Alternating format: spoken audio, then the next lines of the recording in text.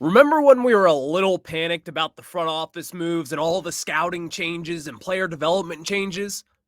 Well, let's take a step back because the Nationals are actually doing something really good.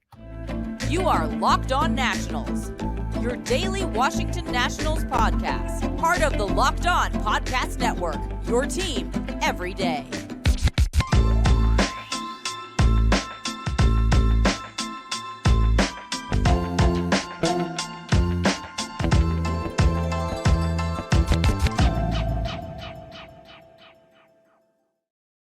And thank you for making Locked On Nationals your first listen every single day, as we are free and available wherever you get your podcast. And I'm your host, Ryan Clary. You can catch me over on Twitter at RyanClary11 and as well as the show page at LO_Nationals. While you're at it, make sure to search all podcasting platforms, including YouTube. Search Locked On Nationals and hit that subscriber button, and as well as the notification bell. Later on in today's show, we're going to be talking about an upgrade that is coming to Nationals Park. This kind of happened a few weeks ago, but I think this actually affects all of us, and it's actually something the Nationals really desperately needed as this thing has aged as years have gone on at Nationals Park. I think it's a really cool thing. We're going to talk about that later on.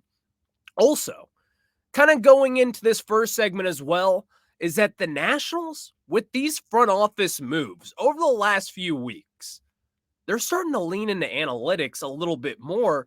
And the reason why that is, well, I'll tell you a little bit later on.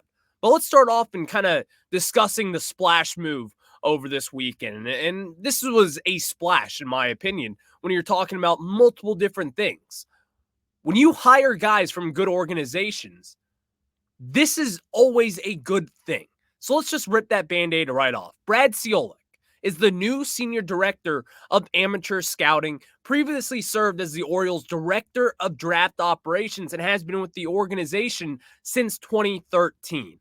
And this also kind of comes as Danny Haas was the scouting director from the Arizona Diamondbacks. He was hired here for the Washington Nationals to kind of oversee those operations. And now you have two guys that are set in stone coming from very successful organizations right now. Number one with the Orioles, which, if you haven't looked around, the Baltimore Orioles, while they are eliminated, they got swept by the Texas Rangers.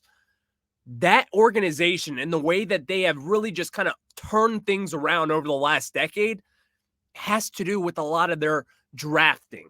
So when we get into all of this, let's start with Brad Ciolek, because in my opinion, this is the guy. This is going to be the guy that's going to turn this ship around.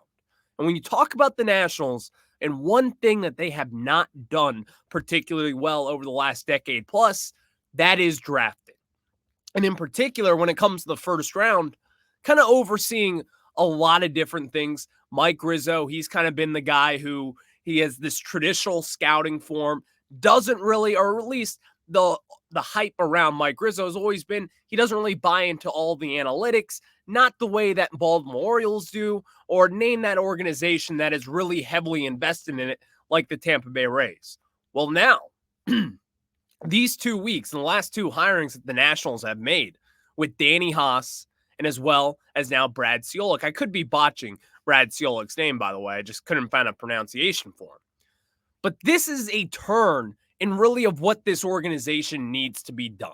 Because if you talk about the Nationals, and over the last really 6, 7, 8 years, even back in 2019, the Nationals have never been this heavily invested in analytics. Last offseason, all the talk around town was that the Lerner family, they were actually putting money into analytics and getting all of these different sabermetrics that is capable for your low A Fredericksburg. And every organization now, every minor league team in this national system is really up to speed when it comes to analytics. Well, now, not only do they have that going for them, which, by the way, was past due. This is something that should have been done quite some time ago.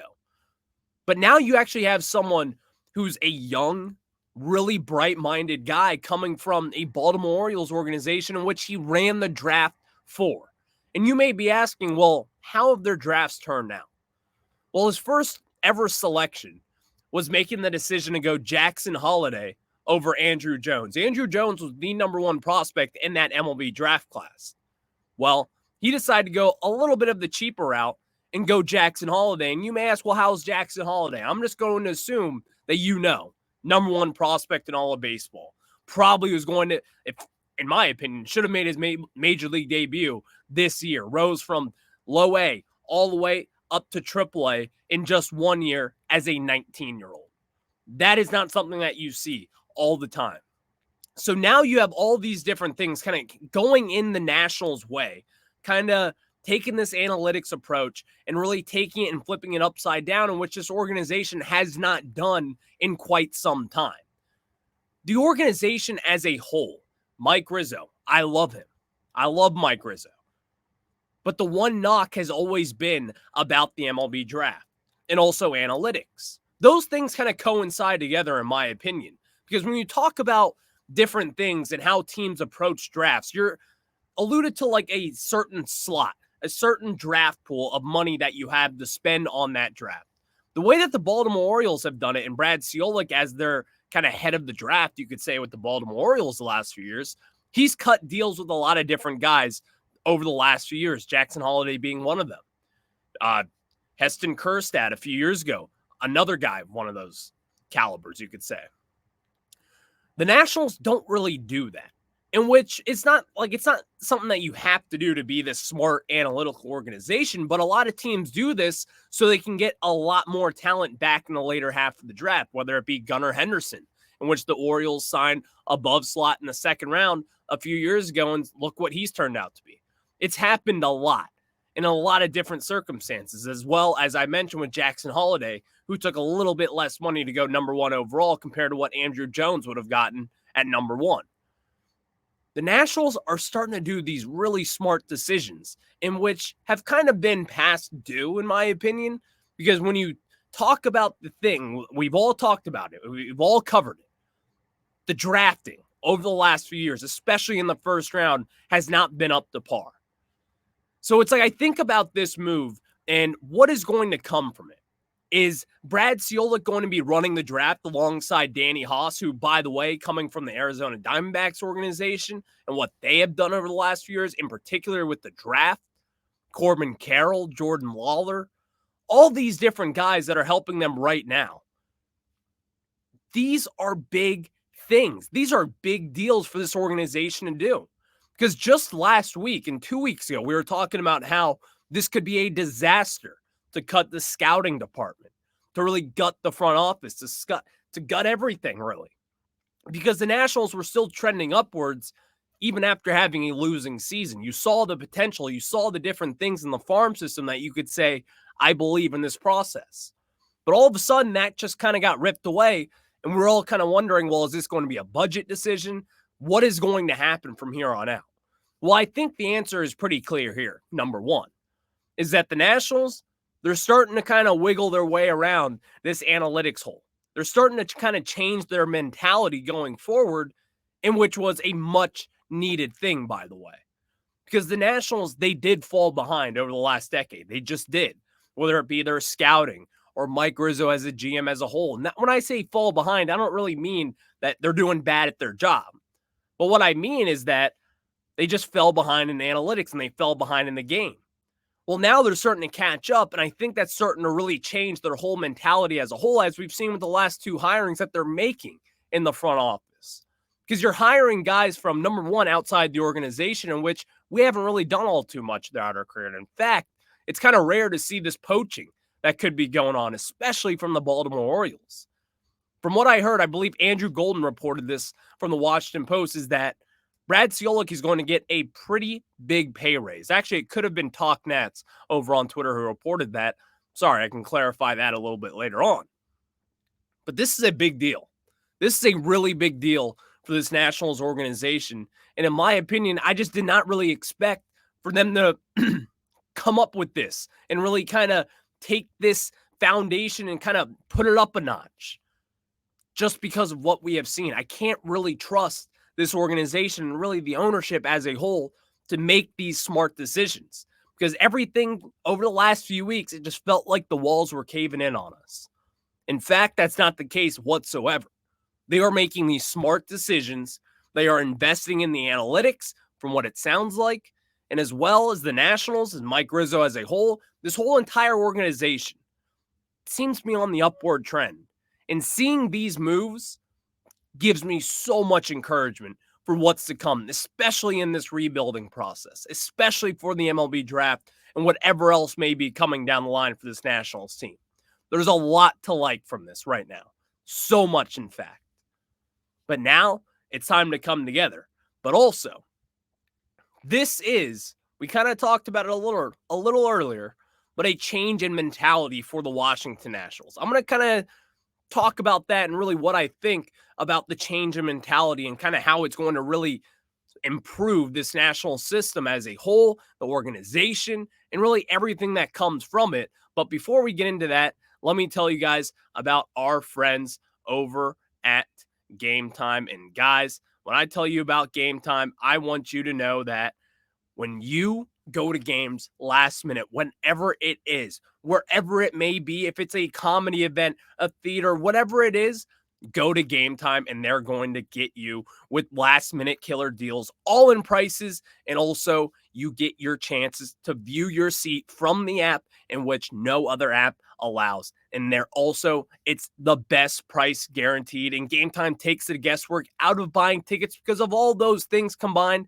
That's why I want you guys to go and try Gametime, because when I go to Capitals games or Wizards game or whatever it may be in Washington, D.C., I open up Gametime last minute and I check the flash deals, the zone deals, and last minute tickets that get you those deals. And you also have views from all your seats in the venue, and lowest price is always guaranteed. And there's event cancellation protection in case anything comes up last second. So I want you guys to experience that just like I have. So take the guesswork out of buying tickets with Gametime and download the Gametime app, create an account, and use code LOCKEDONMLB for $20 off your first purchase. Terms apply again. Create an account and redeem code LOCKEDONMLB for $20 off. Download Gametime today. Last minute tickets, lowest price guaranteed. And now we get into it as the Nationals are getting a little mentality checkup. We kind of talked about this a little earlier, but it means a lot. This and what has happened over the last few weeks, it started off as kind of a disaster, for being honest. All the reports kind of floating around about how this could be a budget cut, and maybe at the end of the day, they are probably saving money. I don't really know, but I know that I like what they are doing. And the reason why I like what this Nationals team is doing is because it feels as if they've kind of looked themselves in the mirror, checked from head to toe, and say, what is wrong with me? When you talk about the Nationals and what they haven't done over the last few years, number one, they haven't been able to lock up their superstars. Okay, that was not fixed overnight, and that will not be fixed overnight. Move on to our next issue. Number two, you have drafting issues. Whatever it may be, again, I love Mike Rizzo. He is the president of this team. I feel 100% confident in Mike Rizzo, even after all the draft issues. But that is still an issue with this team and Mike Rizzo as a whole. We have not been able to hit in the draft for whatever reason. Whatever it is. Carter Kieboom did not do well. Eric Fetty, who, by the way, is killing it overseas right now, did not do well. Mason Denneberg probably won't make it out of the minors at this point. Jackson Rutledge, he looked good in his few starts, but even then, he was supposed to be something a lot better than what he was. You haven't been able to get the most out of your top picks and your top prospects and your top guys in your organization, including a lot of different guys over the years. We can talk about them all, but there's not enough time to do that. All that stuff, in my opinion, while it may just be a scouting flaw, it may just be whatever that issue is that you can just pinpoint. Maybe it's just injuries and getting unlucky. But it's tough to get unlucky for really over a decade. It just is. Especially when you see teams like the Braves, the Dodgers, the Orioles, whatever organization out there that continues to put out their draft picks and do them well. The Nationals have not been able to do that in quite some time. And yes, they did trade away a lot of those guys. They traded away Dane Dunning and Lucas Giolito, Ronaldo Lopez, Blake Trinan at one point. They've traded all these guys away that you could say, well, look at them. Look what they have done.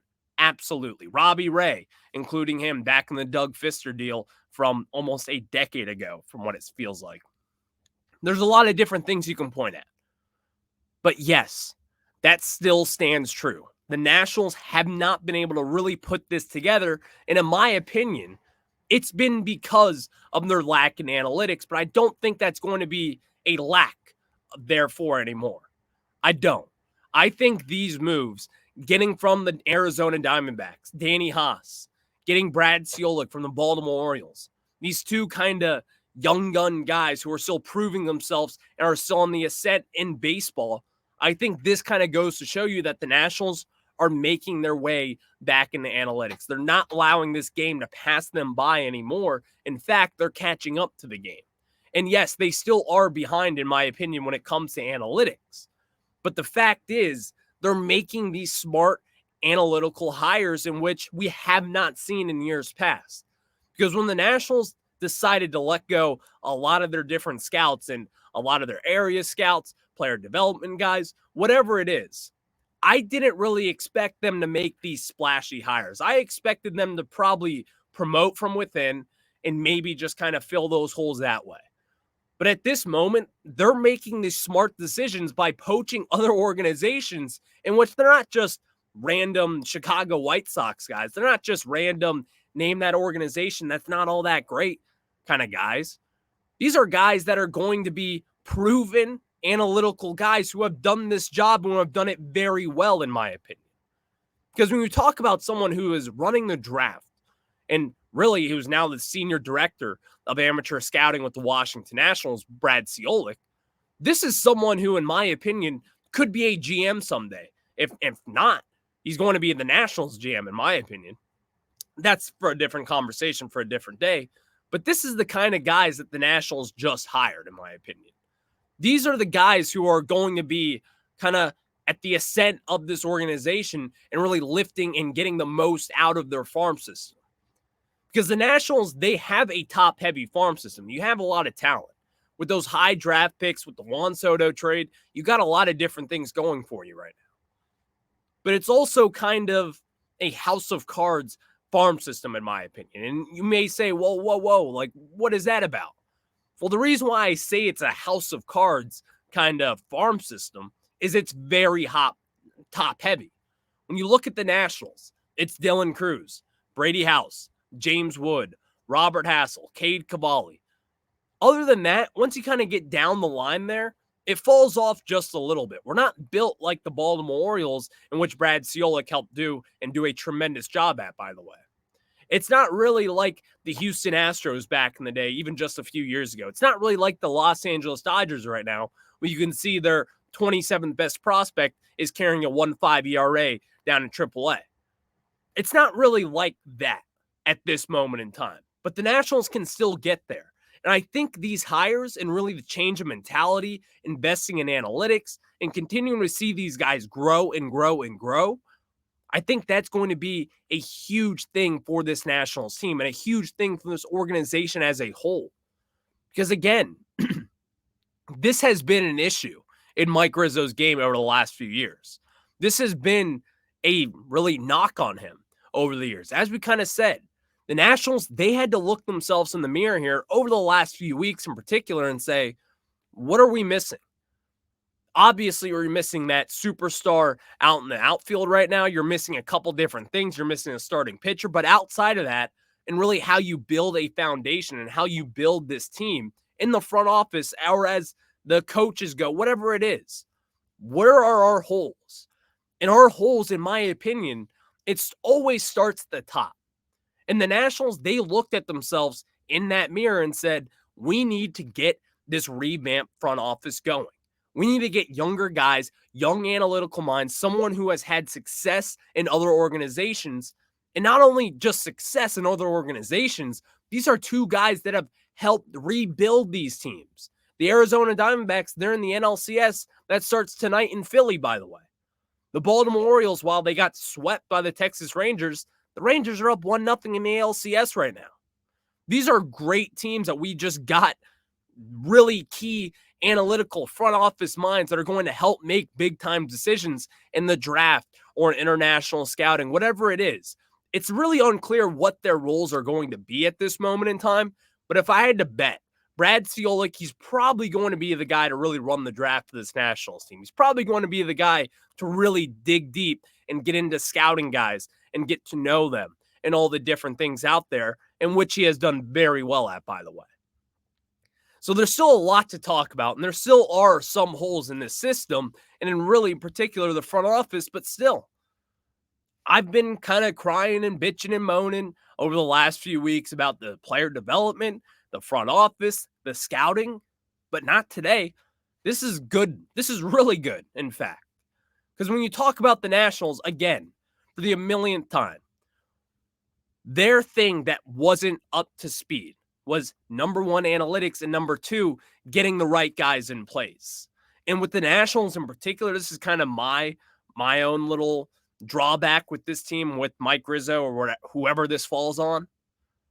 I've seen them kind of hire within, and that's fine and all. But even then, we all know this farm system and these prospects that the Nationals really haven't been pushing out over the last few years kind of falls on them also. So I like the fact that we're going outside the organization and hiring guys who have done it before, and also giving them a nice little raise in the process as well. Because I can't complain about this anymore. They went outside the organization and they're getting these analytical guys to really kind of push this team into a postseason run, maybe in 2024 and beyond. That is the kind of thing that this Nationals team hasn't been able to do over the last few years. And you're now starting to make that and really see this change and come into fruition and all the different things out there that just get me happy. And if you're a Nationals fan, you should be thrilled with the moves over the last few weeks here.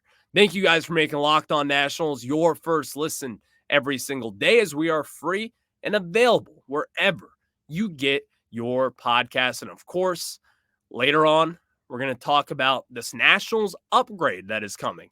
And also, I'm going to get a World Series prediction in, as we have the NLCS starting tonight. And the ALCS already started yesterday, but still, I got a prediction to make. I'll get to the prediction at the end. But next, here comes the Nationals Park review, because the Nationals, they have an upgrade coming to Nationals Park. And I think you guys want to hear about it because I think it's cool. And I think the Nationals should do this probably for some other things as well.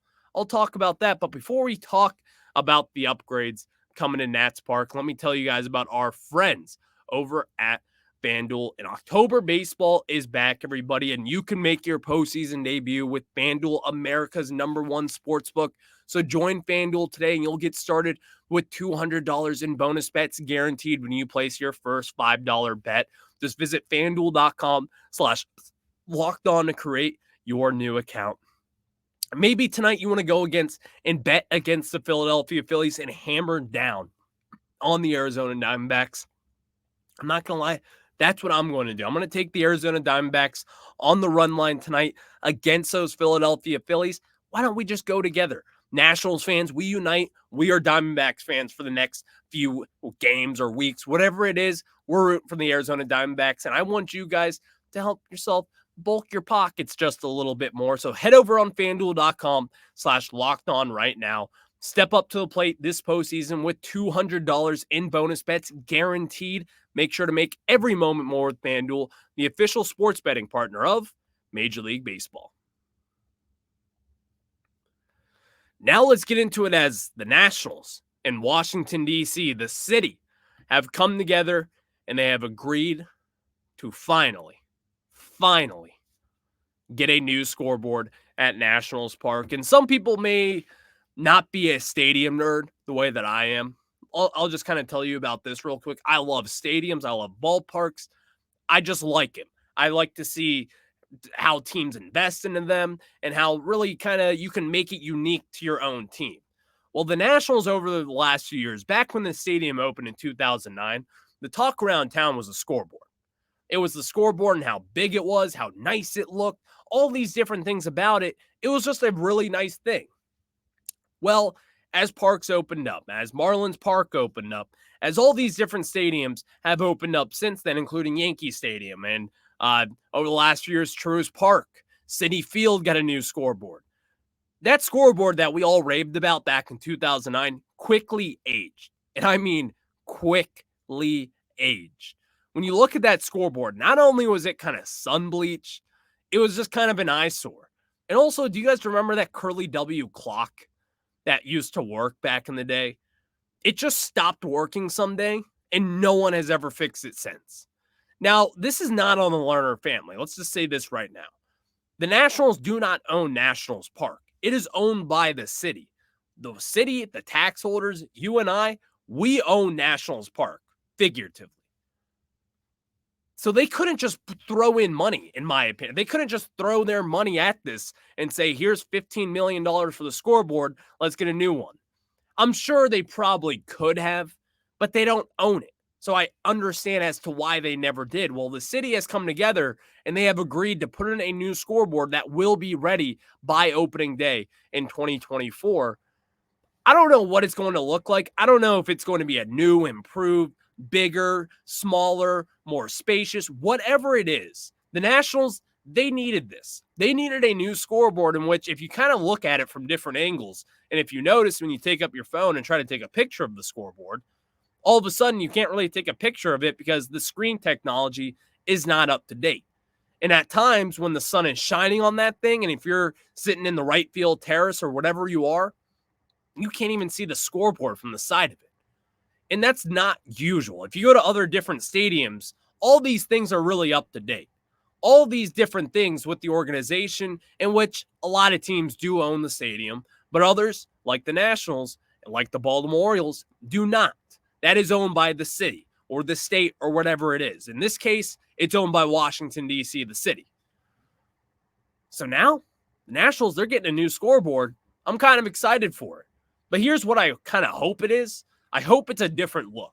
Give me something newer. Give me something fresher. It's not a knock on the Nationals Park scoreboard, because at the end of the day, it's a scoreboard. Who really cares? But still, it's an upgrade that's needed to be happen. So kind of along these lines, an upgrade that I would like to see. Now, this could be asking a little bit much because I don't know how big of a project this would be. But you guys know, if you look at any stadium right now, whether it's Truist Park, Yankee Stadium, Target Field, all these nice, really big stadiums, Camden Yards also. If you notice, they have like these blinking lights, like if you hit a home run, or if you get the win, or if it's a pitching change and you're trying to intimidate the opposing team. They have these blinking lights, and all those are LED lights nowadays. Nationals Park, they don't have these capabilities at this point. It would just be a nice little cherry on top if the Nationals and if the city of DC can kind of come to an agreement to get that also up to date. Because Nationals Park, I've always felt this way, and I'm sure you guys are biased just like myself. I like Nationals Park. It's not really talked about enough, and really when it comes to these baseball cathedrals, you don't really see people hyping it up and say, oh, that is an environment that you always want at any ballpark. Well, when the Nationals, when they're good, Nationals Park is bumping. It is bumping. And also, I think it's a great place to watch a ball game. I think the Navy Yard is a nice little area. I think there's a lot of different things that Nationals Park has to offer. I think there's some things that make it a little bit unique to this team and to this experience as a whole. But I think there are some improvements that could be made, because it seems kind of crazy, but I think Nationals Park is entering its 15th season. I think it might have just finished it as well, if my math is right. But it's starting to get a little older. And you're starting to see a little bit of rust and a little bit of leakage or whatever it is around Nationals Park, in which they can probably tighten it up a little bit and make it just a little bit nicer. Put a little lipstick on that thing. So all that said, that's really cool the Nationals are doing that. In my opinion, it's kind of been a little past due for this Nationals team. Thank you guys for making Locked On Nationals your first listen every single day, as we are free and available wherever you get your podcasts. And of course, on tomorrow's show, the season breakdowns will continue, so you will want to make sure to tune into that show, as we'll be breaking down some key Washington Nationals, what to expect from them moving forward. How was the 2023 season for that particular National? You're going to hear about that on tomorrow's show. But of course, watch some postseason baseball tonight. And my prediction for that, I said I would have a prediction. I got my prediction. The Astros are down 1-0 right now in the ALCS. That's cute. Astros in 6. I do not believe in the Texas Rangers. And in fact, I don't want to believe in them because I don't think they could handle the Philadelphia Phillies if they were to make it past the Arizona Diamondbacks. Now, with that said, Astros in 6, I have them in the World Series. And on the other side, the Philadelphia Phillies, I'm not going to lie to you. I'm rooting for the Arizona Diamondbacks. I want them to win. There's a lot of different things as to why I want. Number 1, Bryce Harper. Number 2, Trey Turner. Number 3, Kevin Long. Number 4, Kyle Schwarber. All the former Nationals. I don't want to see them win. I only want to see them happy here. That's stupid. I understand. But I need the Diamondbacks team, rather, to really just grab the bull by the horns and dominate this series. Now, with all that being said, the Philadelphia Phillies are a very good team. They're good. They're really good, in fact. I got the Phillies winning in 6, just like I have the Houston Astros. And again, it's going to be Astros-Phillies for the second straight year, which sounds so simple, and no one probably wants to see that for a second time. That's what I got. Astros-Phillies meeting up in the World Series. Even after the Astros being down 1-0, I see them getting the job done. Thank you guys for making Locked On Nationals your first listen every single day. And of course, on tomorrow's show, the season breakdowns continue. And after that, I'll catch you on the flip side.